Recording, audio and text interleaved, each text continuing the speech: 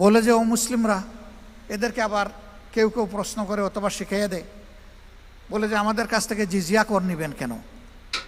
একজন বড় লিডার একটা ধর্মের আমাকে এই প্রশ্ন করলেন।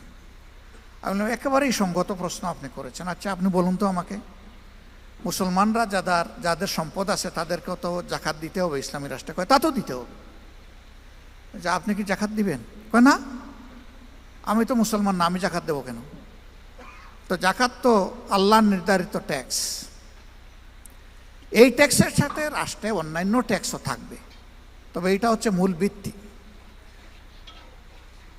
তো এই সমাজে যে উন্নয়ন হবে এটা কি শুধু মুসলমানরা ভোগ করবে না আপনারও অধিকার আছে? কয় অবশ্যই, নাগরিক হিসাবে আমার অধিকার আছে।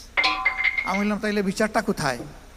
আপনি কিছুই দিবেন না আর সে দিল, আর আপনি সমান অধিকার ভোগ করবেন, এটা কি ভাই ইনসাফ?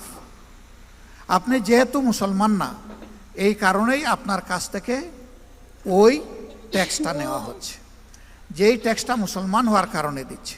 তবে একজন গরিবের উপর যেমন জাকাত নাই, একজন গরিব হিন্দু বৌদ্ধ খ্রিস্টানের উপরেও তেমন ট্যাক্স নাই।